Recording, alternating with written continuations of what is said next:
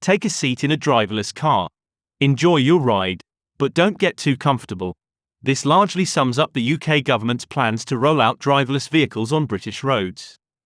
I'm specifically referring to the Automated Vehicles Bill, which was introduced in Parliament in November 2023.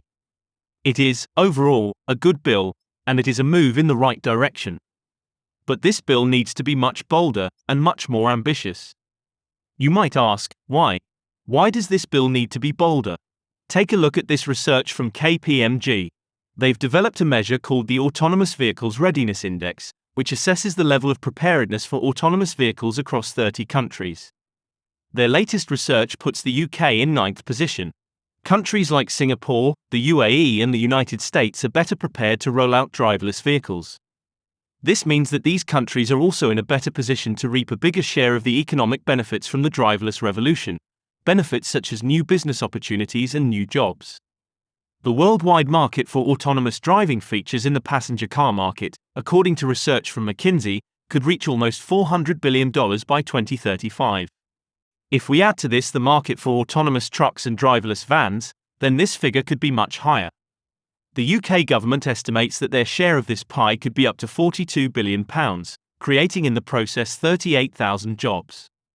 In order to realise the full benefits of the driverless revolution, the UK needs a bolder plan. So, what is it about this bill that holds the UK back? To answer this, we need to evaluate the bill against two criteria that broadly reflect the concerns of the general public. The first is the safety of all road users. The second is liability. Who is responsible if a self-driving vehicle is involved in an accident? Is it the driver? Is it the owner of the vehicle? Or is it the owner of the self-driving features? To evaluate these two criteria, we first need an understanding of this bill. So, let us turn to review the main points in this bill and then return to evaluate these criteria.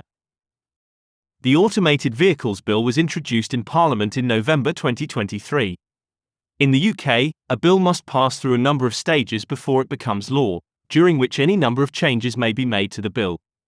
So, what we're evaluating is a first draft, or a first attempt at this legislation. In providing you with an overview of this bill, I'm also going to refer to a joint report by the Law Commission of England and Wales and the Scottish Law Commission. This report was the culmination of a 4-year study to review the law relating to autonomous vehicles and offer recommendations for a new regulatory framework. Much of this report underpins the government's bill. The purpose of the bill is to set the legal framework for the deployment of self-driving vehicles on British roads. This means the bill will create a new category of vehicles which we don't currently have. Let's call these fully autonomous self-driving vehicles. These are essentially vehicles driven by an artificial intelligence. So, this image of an artificial brain seems appropriate for this category of vehicles. Let's compare this with what we do currently have, which we'll call conventional vehicles. In between these two, the bill allows the possibility for conventional vehicles to have self-driving features which can be activated for certain parts of a journey. So, let's call this category of vehicles partially autonomous self-driving vehicles. Let's now look at each one in turn. Conventional vehicles are what we have today on our roads.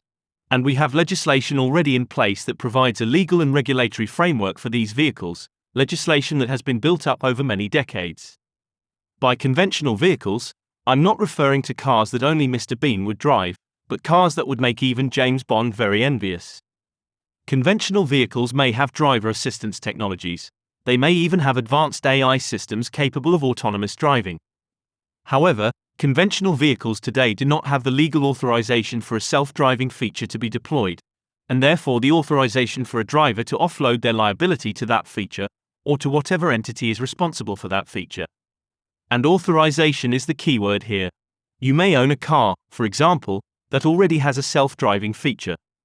But, legally, at the moment, you are only authorized to use that feature, at best, to assist you in your driving. This takes us to an important point about the distinction between driver assistance and self-driving. The Society of Automotive Engineers, known now as SAE International, proposes 6 levels of driving automation. This is a particularly influential categorization and is often cited by various researchers and organizations around the world. Levels 0, 1, and 2 are driver support features. The human driver must constantly supervise these support features when they are activated. The remaining 3 levels are automated driving features. These features can drive a vehicle without a human driver under some or all conditions.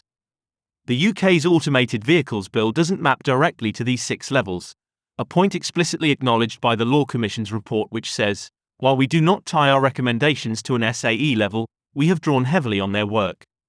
This means that the terms driver assistance and self-driving are understood differently by SAE and by the UK government. So, let me be clear what I mean by these terms. Self-driving is not a term used by SAE, again a point acknowledged by the Law Commission's report, in which it says that the term self-driving is not used by the SAE, who describe it as a deprecated term. We use the term because it can be given its own specific definition and does not carry other meanings in the SAE taxonomy. We use it to indicate a legal threshold. Therefore, a conventional vehicle cannot be considered as self-driving, irrespective of its technologically advanced state, unless a legal threshold is passed. To pass that threshold, a self-driving feature must pass what the bill refers to as a self-driving test. And this test cannot be conducted by the vehicle manufacturer. In other words, marking your own homework is not allowed. The UK government will carry out the test. If a feature passes the test, then a human driver can legally offload their liability to that feature, and this is a point we'll explore further in a moment. Driver assistance is everything else. Importantly, it carries no legal authorization, and therefore a human driver cannot offload the driver responsibility to any autonomous feature in a vehicle, even if you are driving the most advanced vehicle on the planet. Driver assistance as we consider it here is different to SAE, which considers it as one of its 6 levels, and is different to driver support, which SAE considers as levels 0, 1, and 2. By driver assistance, we refer to anything that has not received legal authorization for self-driving.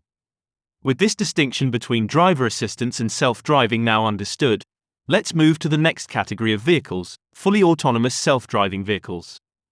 In this kind of vehicle, a complete journey can be undertaken with just self-driving features and without human control.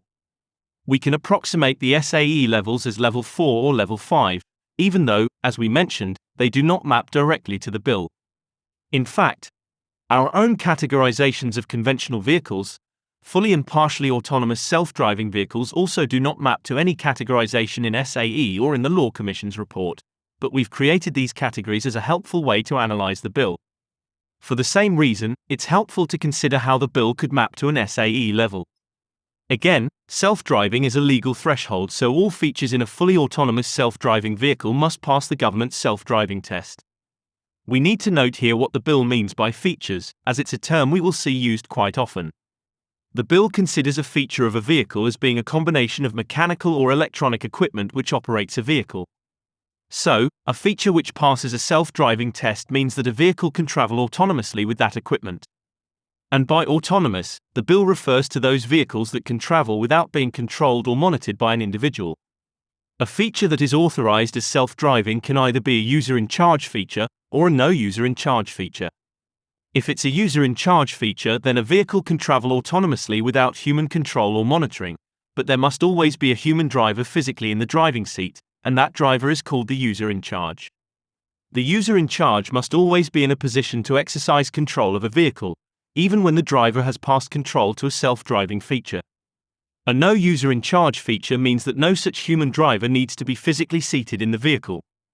So, a fully self-driving vehicle can complete a full journey with features that allow the vehicle to travel autonomously, and without a human in the driving seat capable of exercising control. Driverless taxis, sometimes called robo-taxis, are typical examples of these kind of vehicles. Companies such as Cruise, Waymo and Zoox are already trialing these kind of taxi services in the US. Though driverless taxis are the most well-known form of fully autonomous self-driving vehicles, we may well see other such vehicles on our roads, for example, vans, buses, and even trucks. It's important to stress that in all fully autonomous self-driving vehicles, no human driver is required. Everyone is a passenger. In fact, no passengers are needed. It's possible that you may see a fully autonomous self-driving vehicle without a single soul on board. This might be possible if, for example, a vehicle is only carrying cargo, or if it's dropping your groceries home from the supermarket, or perhaps, if the vehicle is en route to pick up passengers from an airport. So, if there is no driver in the vehicle, then who is liable if an accident takes place? Liability falls to those companies that are responsible for the vehicle. Specifically, these are the authorized self-driving entity, or ASDE, and a no user in charge operator, or NUIC operator. It is possible that an ASDE and an NUIC operator are the same company. Regardless, the bill considers these as two distinct new legal actors with their own specific responsibilities. The ASDE is typically a manufacturer or software developer, or a combination of the two, that puts a vehicle forward for authorization. In other words, the ASDE is responsible for the self-driving features passing the government's self-driving test. It's also responsible for organizing a product recall if that is ever required. Responsibility for the feature's safety also rests with the ASDE, which must also present a safety case when putting a feature forward for authorization. A licensed NUIC operator will be required to have oversight of the vehicle at all times. This responsibility is similar to that of a bus operator. The operator will need to ensure the vehicles are maintained and insured, and take general responsibility for safe operations. It's envisaged that fully autonomous self-driving vehicles would be owned by companies, rather than individuals.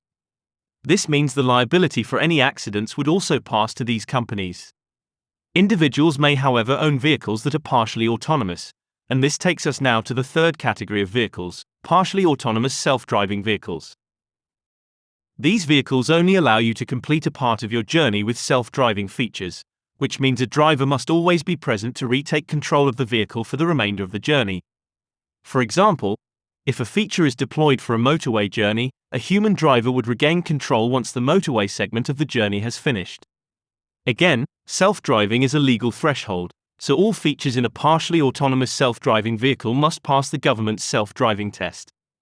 Importantly, however, these features would typically be authorized on the condition that there's a user in charge in the vehicle at all times. These vehicles do not require an NUIC operator, but, as with any self-driving vehicle, each feature must be backed by an ASDE.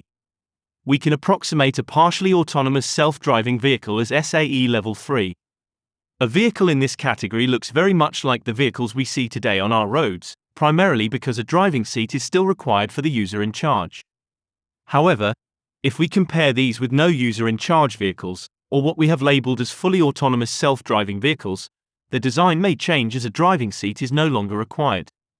An example would be this vehicle from Zoox, a driverless taxi business backed by Amazon.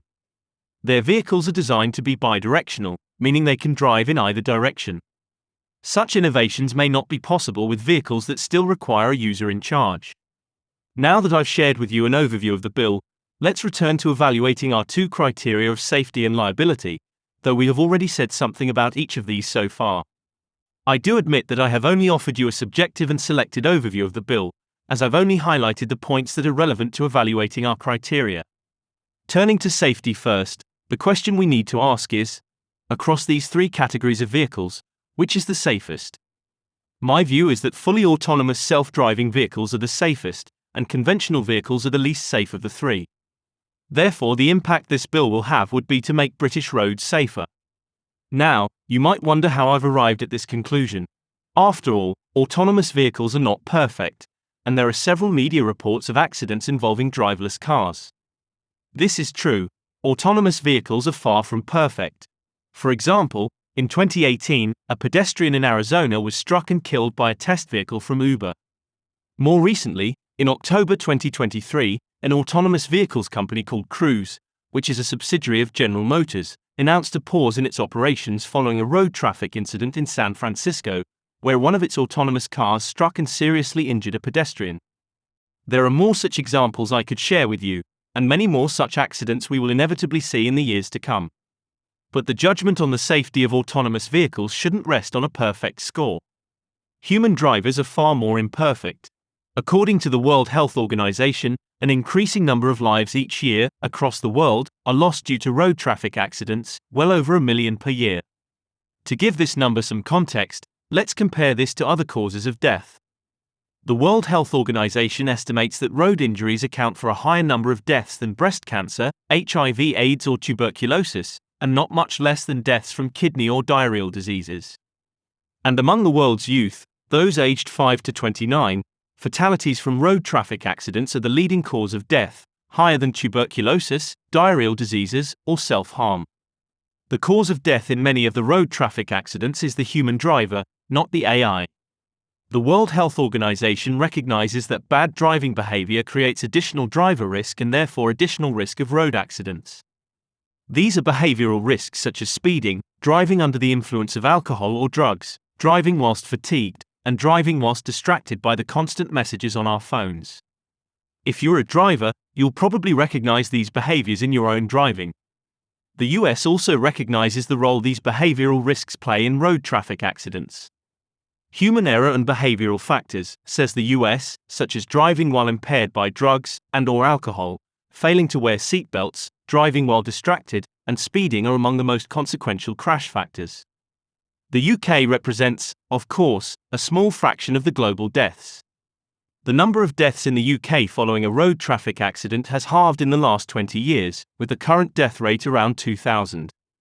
Though the numbers are smaller, and encouragingly they have dropped, the cause of death on UK roads stem from the same behavioral risks we see in the rest of the world: speeding, drink driving, and texting.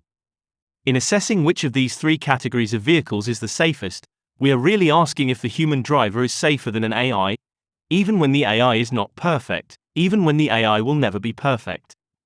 I'm afraid, the human loses. Unless it's Bender from Futurama, a robot doesn't deliberately break the speed limit, is never inebriated, is never fatigued, and doesn't feel the urge to text and drive. And so it stands to reason that passing more driving control to a self-driving feature of a vehicle is likely to reduce deaths from road traffic accidents. This is also the sentiment shared by many others.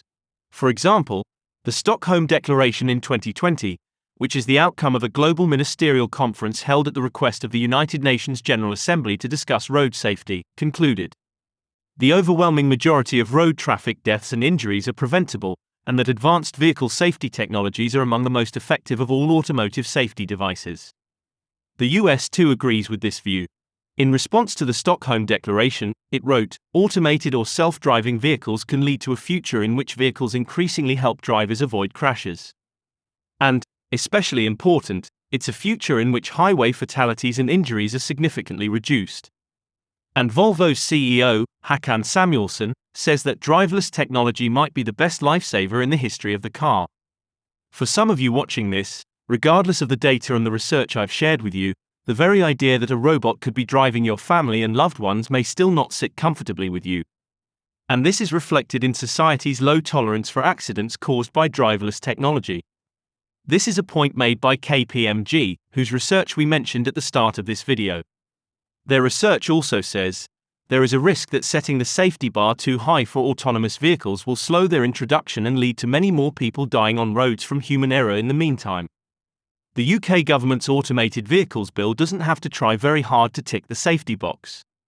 Its very existence is enough to bring down fatalities and injuries from road traffic accidents. The bill does require ASDEs to ensure that self-driving features that are put forward for a self-driving test comply with the government's safety principles, and that these principles, as the bill says, must be framed with a view to securing that road safety in Great Britain will be better as a result of the use of authorized automated vehicles on roads than it would otherwise be. However, noting society's low tolerance for accidents from autonomous vehicles, the government may need to launch a communications campaign with the general public, to convince them of the benefits this technology may bring us all in the long run, irrespective of its imperfections. Turning now to the issue of liability, and this is where we will see that the UK plan needs to be much bolder. We need to ask, who is liable if a self-driving vehicle is involved in an accident? This is one of the most important issues that all governments need to address to ensure the success of driverless vehicles. Consider the following scenario. You're in a car that's been involved in an accident which injures a pedestrian, and who subsequently dies from their injuries. Investigators determine that the car was speeding at the time of the accident, and this behavior very likely led to the death of the pedestrian. Had the car been traveling within the legal speed limit, the pedestrian may have survived their injuries. The question is, given that you were in the car, are you liable for this accident? The answer depends upon your role in the car and the type of vehicle that was involved in the accident.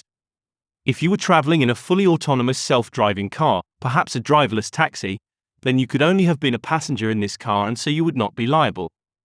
Instead, liability would fall on a combination of the ASDE and NUIC operator who would have to explain why the car was speeding whilst in a self-driving mode. As a passenger in a driverless taxi, even if you noticed that the vehicle was speeding and was about to hit a pedestrian, you would still not be liable for the accident. If you were traveling in a conventional vehicle, without any self-driving features engaged at the time of the accident, and if you were a passenger, then, of course, you would not be liable. But as the driver, you would be liable, and you would face criminal prosecution. However, if you were the driver in a partially autonomous self-driving car where a self-driving feature was engaged at the time of the accident, then the bill would provide you with immunity from prosecution. This is because you, as the driver, would transition to become a user in charge whilst the self-driving feature is engaged, and in this case, you would not be liable. The ASDE would have to account for the accident and explain why the car was speeding. So, you might think, well, that seems pretty clear-cut. It seems like we have an answer to the question of liability. But I'm afraid this is not the case. Your immunity as a driver is not unconditional. Let me emphasize, if you, as a driver, engage a self-driving feature in your car, then your legal status transitions to user in charge. It does not transition to passenger. And whilst your car is self-driving, the bill does allow you to receive immunity from prosecution, but only if certain conditions are met. It is these conditions which, as I will show, are problematic and puts the driver into a purgatory or limbo situation. The bill makes it clear that a driver, once handing control over to an authorized self-driving feature, must continue to remain in a position to exercise control of the vehicle, though they may not be controlling it. And as long as this condition is met, whilst a self-driving feature is engaged, the driver would have immunity from criminal prosecutions. Such an individual, as the bill says, does not commit an offense arising from the way in which a vehicle is driven. However, this immunity can be compromised if the user in charge acts like a passenger, if, as the bill says, they move so as to no longer be in position to control the vehicle. This is a point also emphasized in the government's explanatory notes that accompany the bill, in which it states that a user in charge cannot be asleep, they must remain physically in the driving seat, and cannot use their mobile phones. Users in charge cannot behave like passengers. The driver, who hands control to a self-driving feature, is no longer in control of the vehicle, but must be ready to exercise control. They must physically remain seated in the driving seat, as neither a driver nor a passenger, neither actively engaged in driving nor allowed to be passive. They are neither in this world nor the next. We mentioned in this video the case of an Uber involved in an accident, which sadly led to the death of a pedestrian. Though this Uber was in a self-driving mode, it did have a user in charge in the vehicle, not exactly in the way as the UK bill defines such a user. But it had something akin to a user in charge. That individual, that user in charge, was subsequently convicted of negligent homicide because they were distracted at the time the accident happened.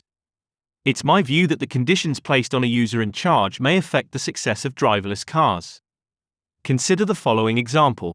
If you are on a long road journey with a friend, and you both agree to share the driving, should you have any liability for your friend's behavior whilst they are in the driving seat? In fact, you might use your time whilst your friend is driving to either sleep, speak to family, or do some work.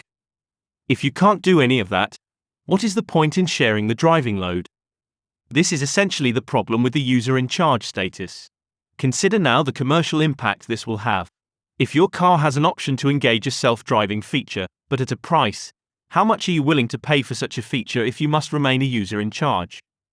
Now, consider how much more you're willing to pay if the law allows you to become a passenger whilst the self-driving feature is engaged. I think the commercial impact here is quite obvious. The demand for these features will not grow as fast as perhaps in other countries that places fewer conditions on the user in charge. This will affect the growth of the driverless industry in the UK, affecting therefore the potential for job creation. Consider also the impact this will have on road safety. If, as Volvo's CEO has said, that driverless technology is a lifesaver in the history of the car, will the user in charge status hinder the life-saving potential of this technology? In a similar thinking to KPMG's views about road safety, if we set the liability bar too high, we may lose out on the safety benefits and life-saving benefits from the driverless revolution. Now, you might say at this point that a user in charge is needed as a safety measure, perhaps as a precaution, just in case something happens, particularly during the early stages of this revolution. If that is the case, the bill would not make any provision for no user in charge features. But it does. The bill states that a journey by a vehicle with an authorized no user in charge feature is possible, and in which case there is no individual in the vehicle who is exercising control of the vehicle. That is, there is no driver and there is no user in charge. In fact, the no user in charge provision exists to allow for fully autonomous vehicles, such as driverless taxis, to be legally deployed on British roads. If the user in charge status is problematic, then you might wonder why it's even in the bill. The answer, I think, is that the user in charge feature has been problematic, even during its conception when the Law Commissions were developing their recommendations. In my reading of the Law Commission's report, I think the Law Commissions had mixed feelings about this from the start. In their report, they mention the problem of passivity, which is best explained in their own words. A robust body of human factors research shows that people find it more difficult to monitor a task passively than to be actively engaged in it. Once their eyes and minds wander away from the road, they have little ability to respond appropriately to events such as an imminent collision. The law should not make unrealistic demands of humans and their ability to notice events when their attention is elsewhere. Let's circle back to this image I shared with you at the start of the video. I hope you can see now that it is the issue of liability, and specifically the user in charge status, that holds the UK back from realizing the full benefits of the driverless revolution. The most important benefit of all is the elimination of deaths and injuries on the roads caused by human behavioral risks. The bill is certainly a good move, no doubt. But there is room to be much, much bolder. Subscribe now to stay informed about our latest videos and to be part of our Elephant AI community. You can purchase a copy of the slides and notes we've used in this video. Follow the link in the description. Get in touch if you would like us to speak to your teams or at any of your events.